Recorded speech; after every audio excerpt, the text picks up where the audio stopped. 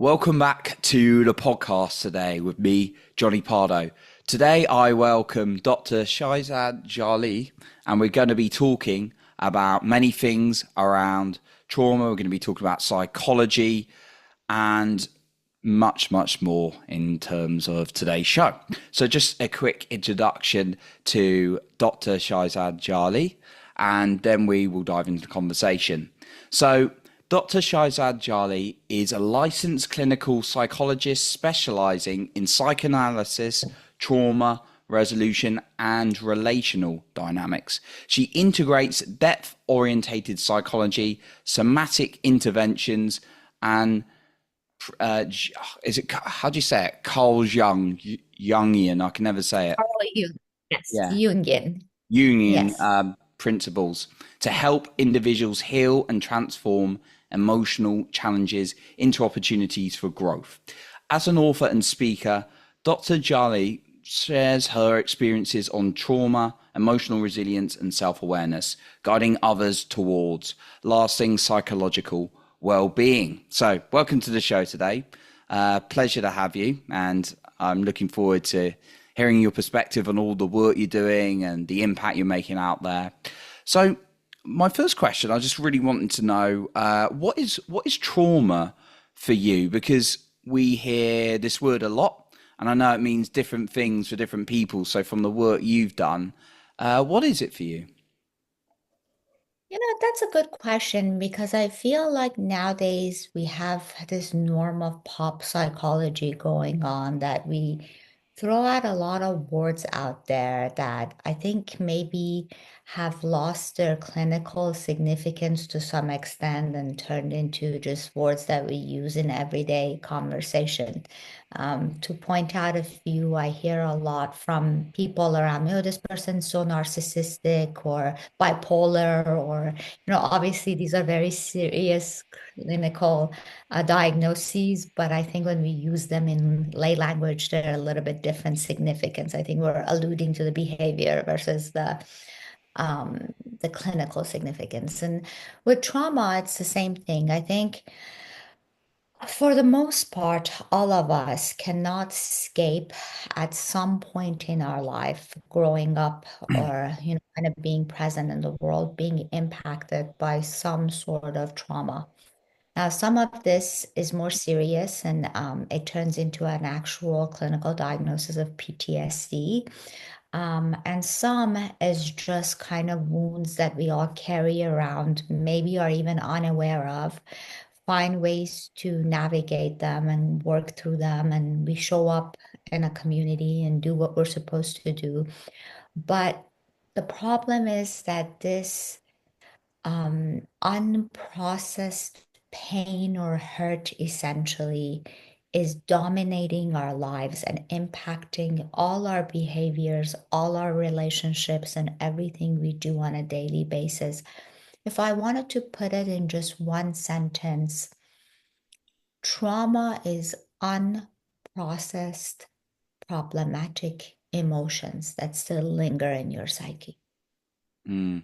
I like that very simple definition of unprocessed emotions, and also what you said about yeah, really interesting that we all go through some kind of like trauma because often when what just in my own life, I always thought like a few years ago, like trauma was something like maybe you went through like abuse, like some serious abuse, and that was trauma. But what I learned on my journey is, yeah, there's all sorts of different traumas, like that can impact us differently, right? It's maybe, maybe you're dumped in a relationship, maybe someone like swore at you in school, and there's all these different like events that impacted on life, right? Absolutely. It actually can be a lot more simpler than we imagine. Like Mm, sometimes, let's say you are the middle child, just being stuck between two other kids, depending on your age difference and how those mm, relationships unfolded and how parenting was handled can be a traumatic experience.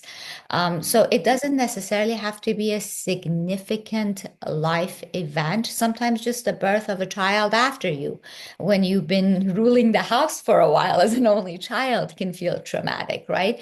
We don't remember a lot of these memories from our childhood. A lot of them are actually rooted in the first 5 years of our lives. But to your point, later on in life, we can always get traumatized by stuff as well as we go through life and kind of come to terms with the challenges that show up essentially. And I'd be interested to hear your approach when you're working with people to like their trauma in their life, because I know like having heard from people and spoken to people and definitely been down this route myself, there's like, I'm trying to uncover every single event in my life to figure out why is it I'm behaving in this way, and was it because of that event that I'm scared of this? Am I holding myself back because of when I was 7.5 years old and that happened? Um, yeah, like how do you tend to approach it with people? Do you just, is it about like digging it up, or is there kind of a different approach? So unfortunately or fortunately, the psyche isn't so correlated. So Mm, it's not like I go through one particular event and that mm, causes a behavior, right? It's mm, not linear this way. But obviously, a combination of my coping mechanisms and my life events lead into a particular behavior. But if you want to think about it, essentially what's happening is as our life unfolds, we develop a belief system around, whatever our life dynamic is. Like, let's say I grew up in a household that no one really saw me or paid attention to me, or, my voice wasn't really important. And then I learned at an early age to kind of just not say much, maybe. And then as a result of that, I develop a belief system that what I have to say isn't really worthwhile, mm, right? So then as I go through life, I continue to stay with that behavior, which essentially gives me the same results, right? So that reinforces this belief system that I had at one point learned, and I continue to kind of reinforce it until it becomes my, for lack of a better word, destiny, and then I never know how to go back and undo it. So to answer your question, mm, digging it up is important. I like to have one foot in the past, one foot in the present. I'm not one of those clinicians that kind of just delves into the past that stays there because I feel like the past is gone regardless. Yes, what we can kind of bring to the present is very important, but the goal is to move on from it eventually, right? So the past is just important enough to see how it's impacting the present moment and what we can do differently with it. mm. I love that. Yeah, I've been guilty of being too caught up in the past myself, that it was just like, and that really got me into some actually dark moments that I was stuck there for so long. And yeah, and I know speaking to other people, they've experienced maybe kind of just looking at losses too much. There's definitely, not dismissing grief and things like that, and those kind of things. But definitely when I've been in the present, it's helped me having like a foot there. So I love that, and it sounds like what you were saying is like looking at the belief systems now can be a real benefit. And sometimes we have this belief, right? Now I'm going to do a behavior, but I act out this way. I do this behavior because of the belief, and it kind of goes round in the circle until some kind of awareness comes to it. It sounds like. Yeah. Like people often say to me stuff about themselves that once we dig a little deeper, they come to a realization that I don't even know why I believed this for 40 years. Like I am shy, Mm, It's something that at one point somehow got established and then you continue to reinforce it. So now it's your identity, right? But mm, when someone questions it and you start questioning it and figuring out patterns, if it's not working for you, obviously. We don't want to mess with beliefs or patterns that work for you and feel good to you. yeah, yeah, that's it. That's a good one as well. Like I could think of things in my life. Like I believe I'm healthy, like fit and healthy, and therefore I go to the gym and run a lot. And I don't really want to break that. That's quite a good one. That's quite a good belief to have. But then there's probably other areas where there is beliefs that I'm always looking to do. So Yeah, that I think that's a important point for myself and the listener there. So I'd like to know a little bit more about your interest in this area because it sounds like you're fascinated by, and obviously your work's all about understanding human behavior. Mhm. You know, whether it's trauma, it's like emotional resilience. Where did this come from? Has it always been a fascination with human beings, or was there like a moment in your life where you're like, I really need to figure this out, and then it drove to this. You know what? I think a combination. This is actually my second career path. I almost finished a PhD in linguistics. So it wasn't something that I chose, but I think at one point in my life, in my 20s, I went through certain, for lack of a better word, crises, which led me to start doing my own inner work with a Jungian psychologist, actually. And throughout that process, I learned so much about, myself that prior to that process was just in the dark for me. It was completely unconscious in my shadow. And Mm, then I realized how much power I actually have over the present moment. That prior to that, mm, I kind of just bypassed because I wasn't even aware that, life could be different than what I had come to know it. And I think at that point, that process was so space opening and so empowering for me that it kind of drew me to do a second master's in clinical psychology and do my doctorate in clinical psych. Since then, I've done a lot of postdocs and a lot of different modes of training to kind of just enhance my knowledge around the field because I feel like most of us go through life in kind of a victim mentality, thinking mm, that this is my life and I can't do much about it. This is my mom, this is my dad, this is what I was born into. And, I can do my best, but plus or minus, one, two, three standard deviations, I can't mhm, really, break the pattern, which is not true. I think learning that you can actually re-narrate whatever your life story is and however you have come to believe it is very empowering, and it can change the trajectory not only of your life, but every life that you come across. Because when you actually take control of your own life, and keep in mind, I'm using the word control here in a very relative manner because none of us obviously have any control mm, over life. But the way we go about it, right? Once you go into that seat of taking responsibility for yourself, for who you are, for how you show up, how you impact others, that kind of impacts everybody who comes in your path. And before you know it, we can have a major shift in everything if we build enough awareness around it. Oh wow, yeah, I like what you said about having like more control from like the yeah again control like loosely loosely because there's no control in life, right? But like more Absolutely not. control in ourselves, right? More control in our own like ability to regulate the emotions and make decisions. So rather than this kind of like, oh, this is how I am, that's how it is kind of way, and really trying to understand that and coming back to self awareness. No, it's amazing. Love that. So you help people with like many things, but like emotional resilience, I know is one of them. How can like life can come in and then challenges come and it's really hard and can bring us down at some points. How have you seen like maybe a couple of ways that people are able to build up emotional resilience in themselves? There are two parts to that. One part is a skill set.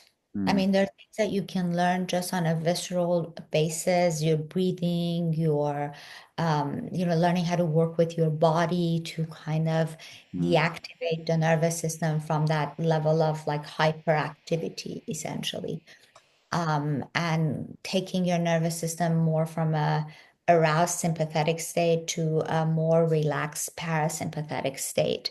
And these are just literally like skill sets that you can learn. And I think anyone and everyone, they're pretty basic, can just learn them and practice them.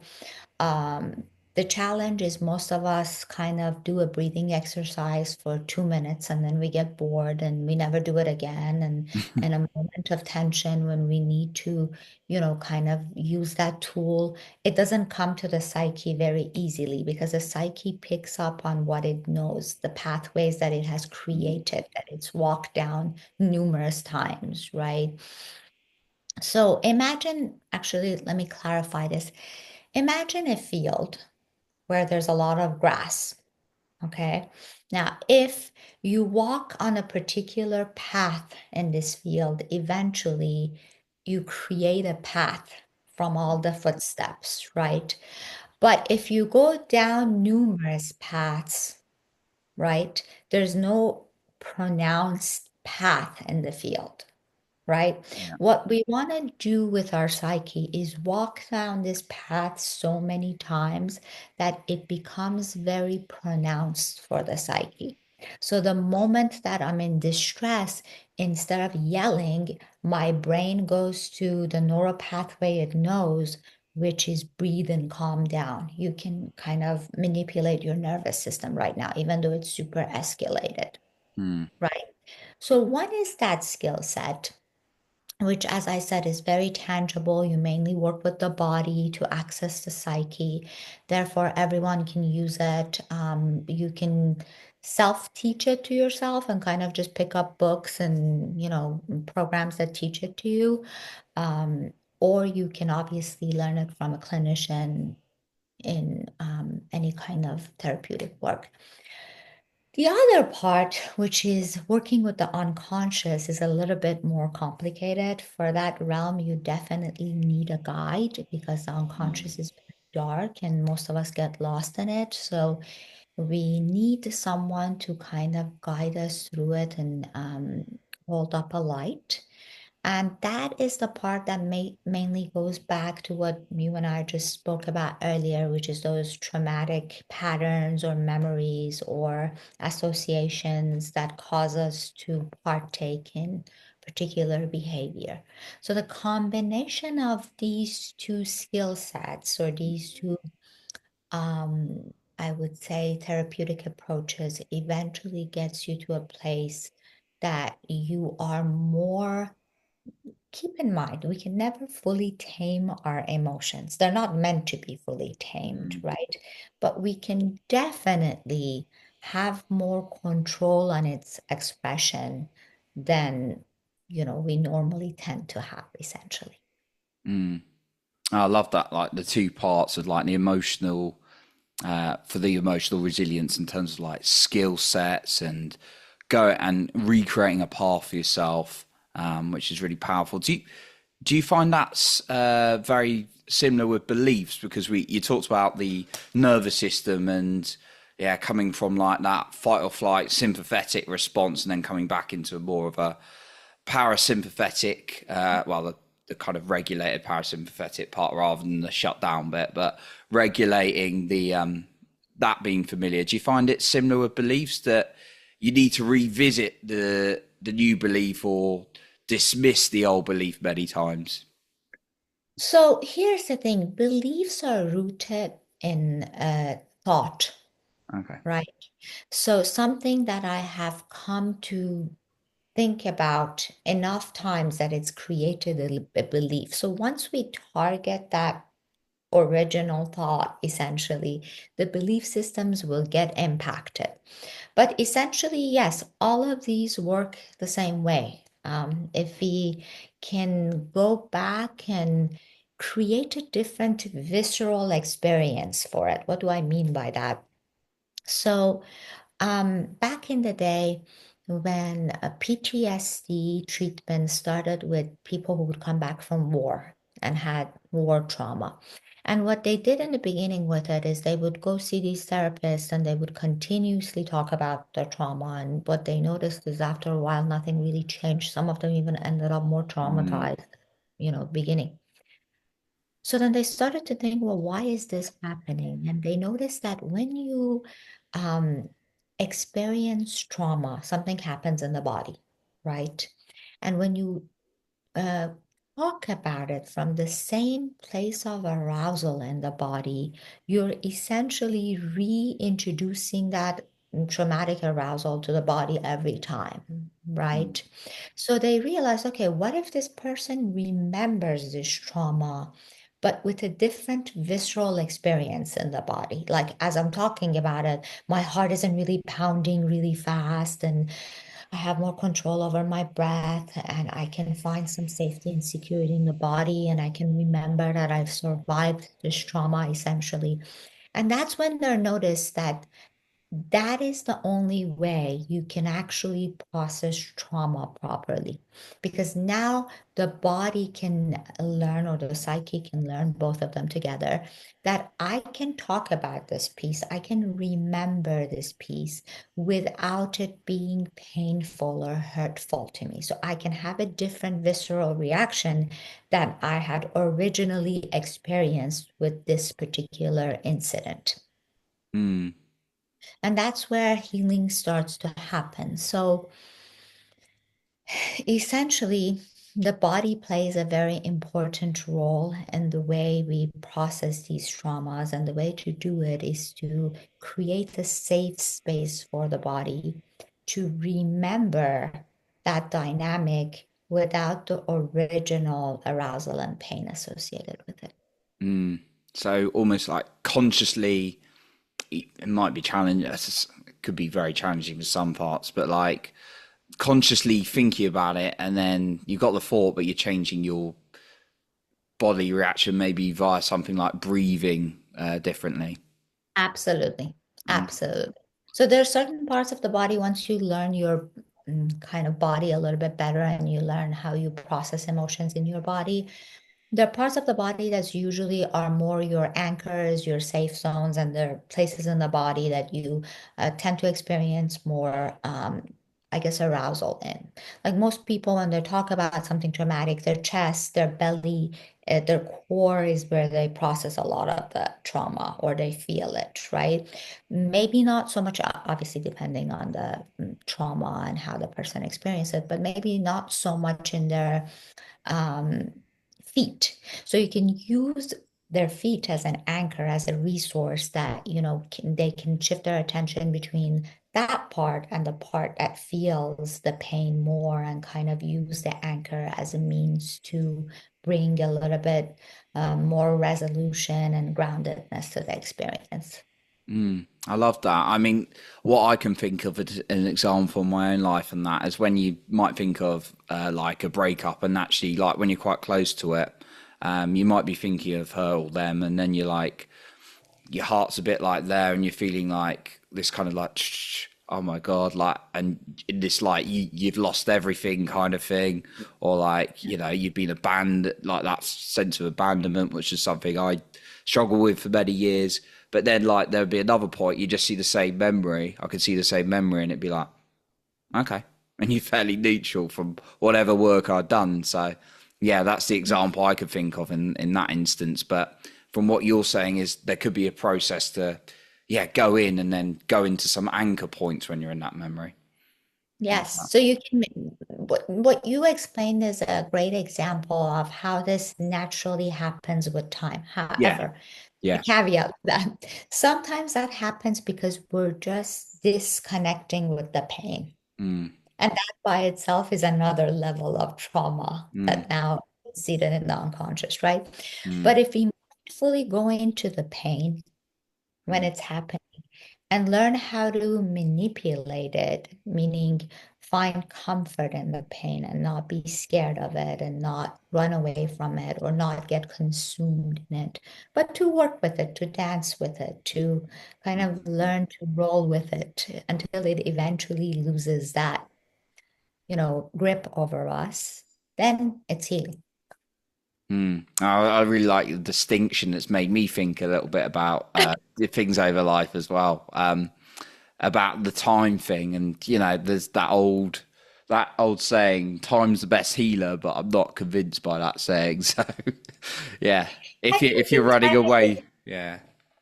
I don't think by itself time is the best healer. I think it is if you're mindful and intentional about it, right? But if you're just gonna kind of let time take over, then I don't think time solves anything. Mm, yeah. It's open to interpretation, I guess, but yeah, just time on its own. No, I love that. No, I know you offer a ton of value to the world, and you're out there serving a lot of people. So, thank you for that, because I know there's a lot of challenges we all go through, whatever, like different types of trauma. And I've always learned for myself not to compare myself to like others and say, it doesn't matter for me. It's whatever I've gone through, and whatever someone else has gone through, they shouldn't. I wouldn't advise that they personally compare to someone else. So yeah, thank you for the work you're doing out there for people. So yeah, Appreciate if the it. listener wants to reach out to you, find out more about your work, where can they find you? Because I know you offer a ton. And is there any final point you want to leave us with today? Maybe something we've talked about or something else? So, I can be actually reached on um, my website, which I will provide for your readers, as well as a couple of social media accounts on Instagram, Facebook, and Mm, TikTok. I'll provide you with all the information so you can share it with your listeners, as well as I have a book coming out sometime in July or August of this year. About actually trauma and overcoming it and re-narrating it into your life story. So those are some exciting things happening on my end. As for my final message for your listeners, I would say, you know, do not continue to let life dictate how you should feel or how, you should show up in life. Make a little room for the fact that you can absolutely turn this direction in whatever feels more suitable with your needs, wants, and know that you absolutely have the power to do that, even though it may seem right now like that's impossible to you. mm, There is nothing impossible when it comes to the human psyche. It just requires intention, awareness, and change. That's all. mm. Power back to yourself with that intention and that power that you do hold, and you can make that change. Beautiful. Well, thank you so much for coming on today. Really appreciate it. Thank you. I appreciate you having me, and thank you for the listeners. Awesome. So that concludes our episode for today. And remember to lead with your heart and not with fear.